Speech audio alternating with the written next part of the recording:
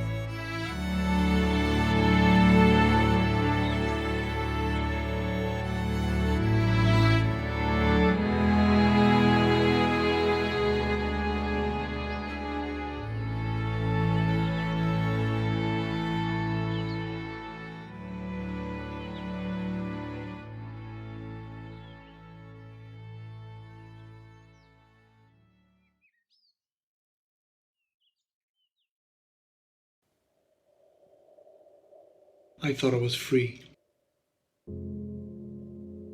Free of having to experience so much pain ever again. I thought that all the intense anguish and suffering had been paid off and left behind me.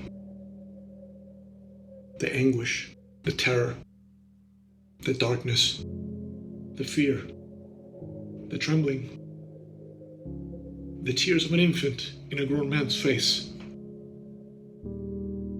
June 29th, 2025 was a lazy, golden Sunday. There was a usual bluish glow piercing through the bamboo blinds in her bedroom, where my wife Laura sleeps beyond me. This would be the beginning of the last day I would spend in my home from beginning to end. The last day I'd hold my wife's hand in bed. The last day I'd breathe the oxygen of her personal sanctuary.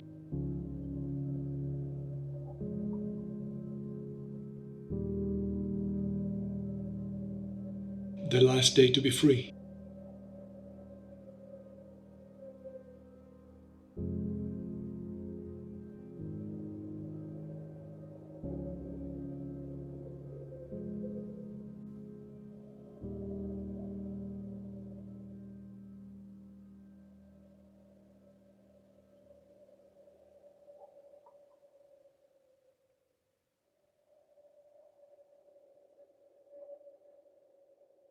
That morning, I wasn't thinking about danger. I was thinking about work, about life, about the simple, ordinary day ahead. What I didn't know is that it was already over. I had just finished getting into my car when suddenly something sucked the air out of the world. ICE agents pulled up behind me, tricolor lights flashed, and in seconds, not minutes, seconds, I was in handcuffs. Pulled from everything I'd built, from the woman I loved, ripped from the holy oasis of the home we shared in peace. Once again, the lives of the vulnerable shattered.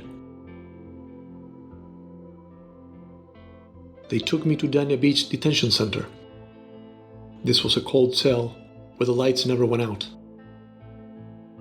Inside the cell, we were packed like sardines on the floor, defecating in front of each other, eating food barely fit for life, riddled with uncertainty and fear. This system was not built to process people. It was built with a deliberate intent to break them, to dehumanize them, and finally, to make them disappear. That was its carefully crafted design. born in the minds of things pretending to be human. There was no hearing, no defense, no credible fear interview, no law, no justice. This was no administrative process. This was a quiet form of genocide.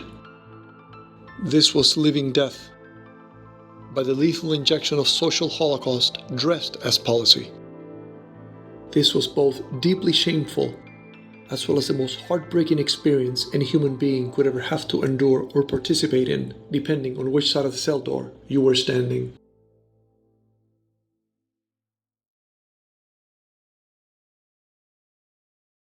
At pre-dawn, they startled us awake, chained us, wrist to waist to ankles, and loaded us like cargo.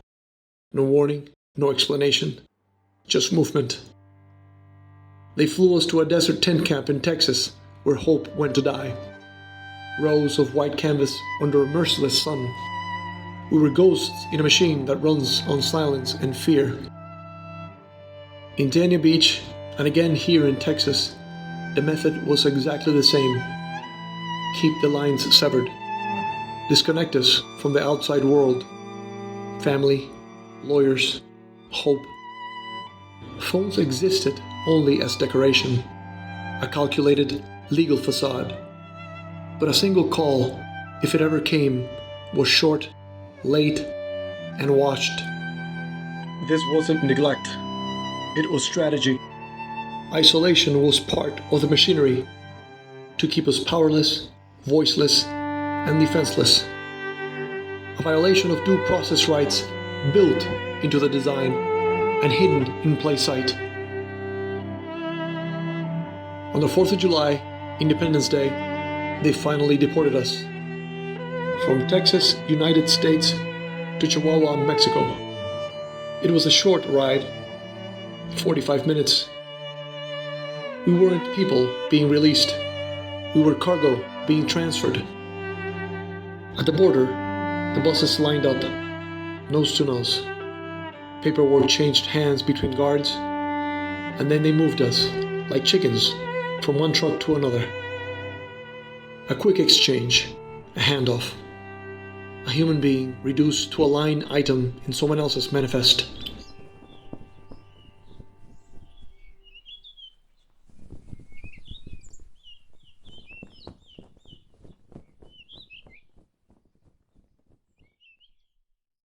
Chihuahua wasn't a destination.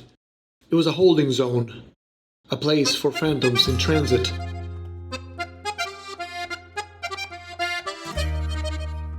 Nobody told us anything, not how long we'd be there, nor what came next. It suggested some kind of process, maybe temporary papers, maybe a path forward. They told us we'd been given a 15-day pass, a temporary document that would serve as identification and protect us from being thrown back into the system. For many of us, for all of us in fact, that pass meant everything. 4, maybe 5 days later, we learned the truth. We weren't settling. We were being moved on. Again. 15 days to leave Mexico.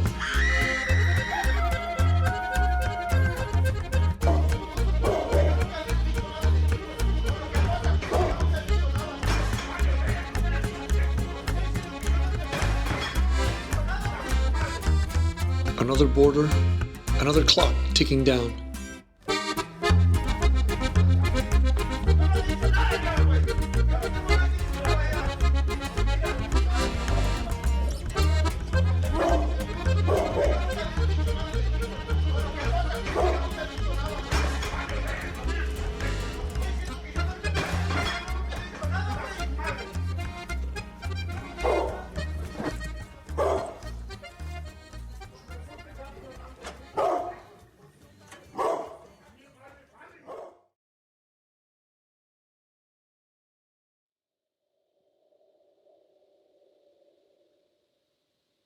After that, everything blurred again.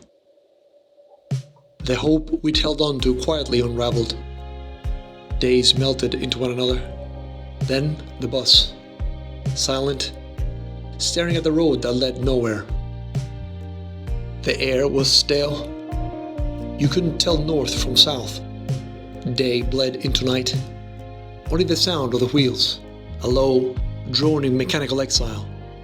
3 nights on the road. And then, on the last afternoon, they cut us loose. The machine had done its job. No escort, no explanation, just the street. That's when the promise evaporated.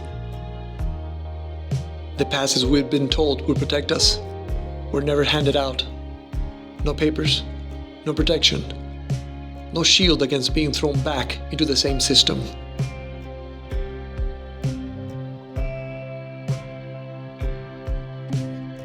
Tabasco, hot, loud, dust in the air, me, a wallet, and a phone. No papers, no answers, no way home. I stared at the phone for a moment. I dialed.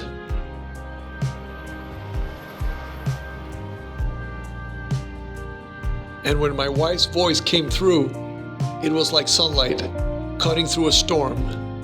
One voice, one love, one lifeline.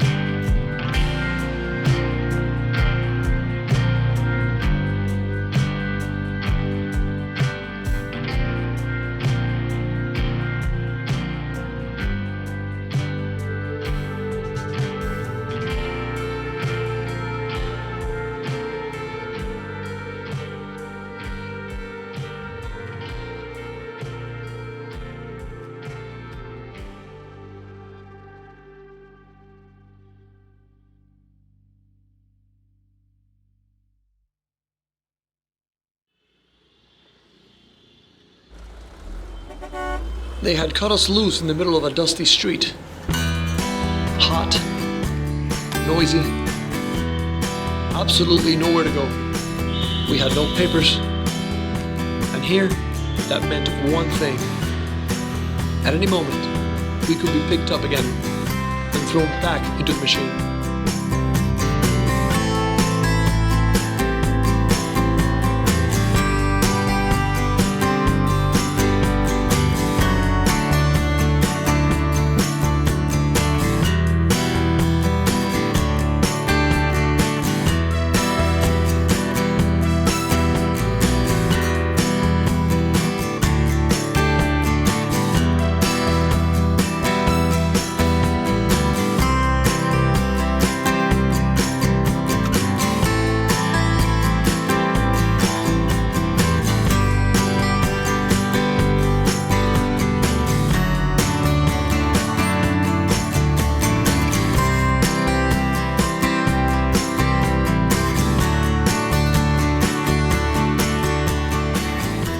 But that wasn't even the worst of it. Tabasco is number 2 in the nation for abductions of migrants. The cartel kidnaps, tortures, and extorts, and I was standing right in the middle of it.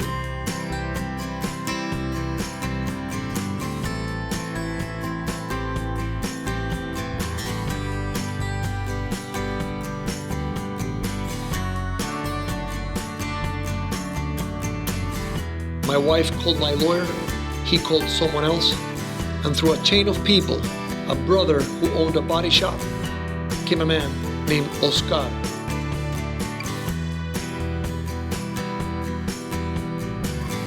Oscar and the guys at the shop, they didn't know me, but they took me in anyway, gave me a roof, a safe corner of the world,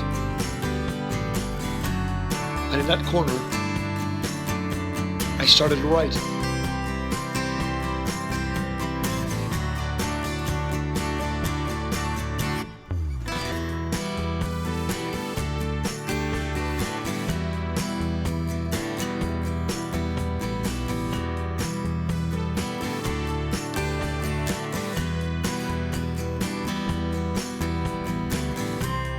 That's where American Genocide began. With heat in the air, sweat on my skin, and danger all around, a book was born.